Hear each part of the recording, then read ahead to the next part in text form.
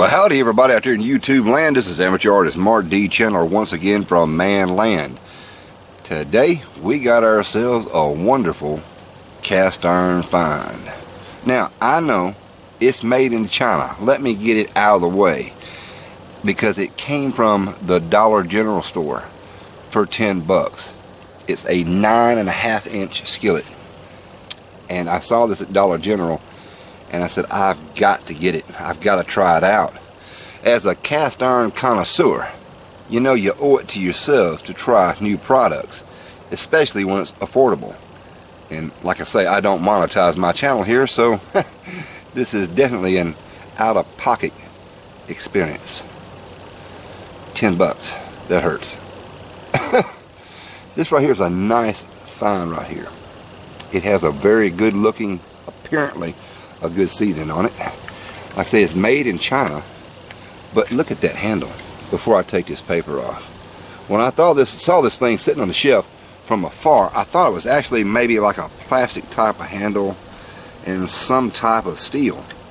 And as I approached it, I said, no, that's cast iron. That's cast iron with a cool type of handle, like a heat cool, with a plastic handle. And I got closer to it and I realized the handle itself is cast iron. And this is wonderful. This wide handle gives you a great feel.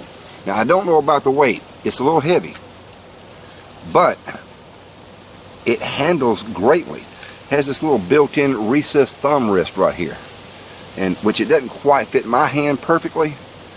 The handle does. I mean, you feel like you can really work this thing and you're not going to lose the grip.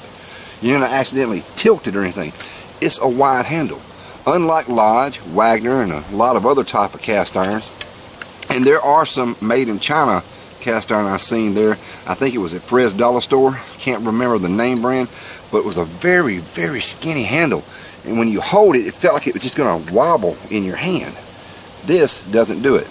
Now, this particular cast iron, the only downside I can give to it, they did that little extra handheld that you see on the end, like some lodges have. Or was it Lodge? No, it's Ozark Trails. No, Lodge actually does it too. And I'm a fan of Ozark Trails. It's also made in China. There's a picture of the backside there. I just thought this right here was a dead blastic, super good piece of cast iron, especially for the money. Now inside the square, which is different, it doesn't have any distinct markings of any type of American made on there. They just redesigned this thing totally on their own, and man, it's just fascinating. I really am impressed with the quality of this cast iron, but I can't really see the details because of this covering on there. If we're going to take that and pull it off, but I had to shoot the video before I did. Remember, 10 bucks. And you know, there's some high dollar cast iron out there on the market right now. I think it's Stargazer. It's like a $200 type of skillet. Stargazer, if you want to send me one to review, believe me, I will. But right now, like I say, I'm paying for this stuff out of my own pocket. Hey, but I saw on here that was something interesting on this thing, on this label here. It says it's oven safe to 500 degrees. And right there in the fine print right in there, top line. Yeah. Well, you know why that is, folks. It's not because the cast iron is going to melt inside the oven at 500 degrees. It's because at 500 degrees, that's the temperature that most seasonings will sit there and start to disintegrate, because it's getting mighty daggum hot. So are you going to actually cook anything at 500 degrees? No, hardly anything. And for those of you that like to sear a steak using a super hot cast iron, that right there is flash point.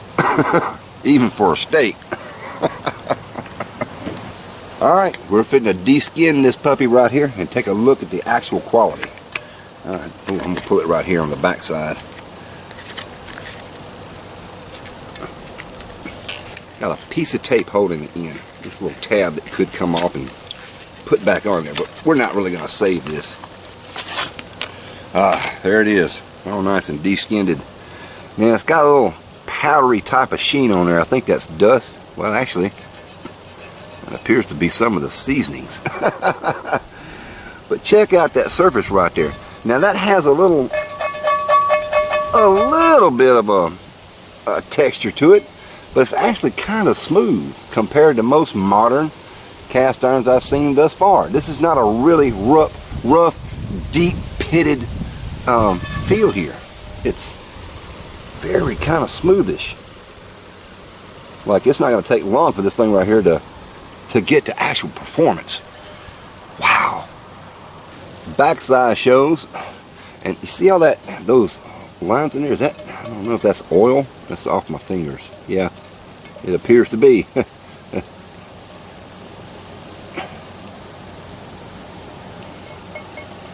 Trying to do a smiley face. Yeah, it has this heat ring that's recessed in the center there. Probably part of their design. I'll have to say right now, as first impressions go, I'm impressed with the so-called quality of the cast iron, but I'm not really impressed with the seasonings. Now normally I would take this dude and I would sit there and strip it and put my own seasonings on there, because, man, you never know what you're getting from China, right? Well, I don't know what kind of oil they use. Might have been some of that old leftover fish oil. Who knows? But I'm not going to knock this. I'm going to wash this down with some soap and water, and I'm going to put it to use right away as is and see how well it performs straight out of the de-skinning process. Well, you always want to wash your cast iron and such when you get one, and you want to wash it when it's at the house and you're getting ready to use it again and again and again and again. You always want to wash your dishes, your cast irons, before you actually start to use them. I mean, come on, it's sitting around in the house, cabinets, or whatever, you know, you got dust, you know, you gotta wash that dude. But this one I'm gonna wash with soap and water first and get it ready to go. But I'm really impressed with this handle they've got on here. It feels really nice. I mean, that's not floating around in my hand or anything like that. That's got a good solid grip. Like I say, if it had that little extra handheld deal here on the end, it would have made it a lot better. Because this dude, it feels like it's got some weight to it. It really does. I just put this frying pan on my Taylor digital scale, and it weighs a whopping 4 pounds and 49 ounces.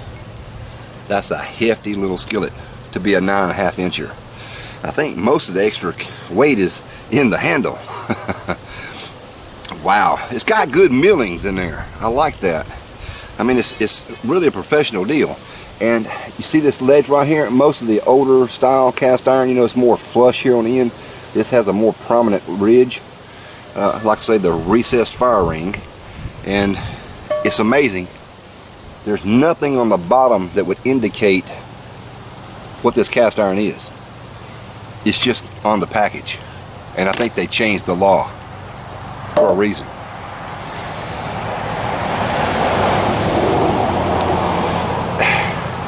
Man, I gotta move further into the country. Oh, and if you're really trying to find out where this product is besides Dollar General store, I can't help you there, but I can give you a few more details here. And I've already ripped it off some handler. Please piece this thing back together and read it for you. But it's manufactured by Bradshaw Home.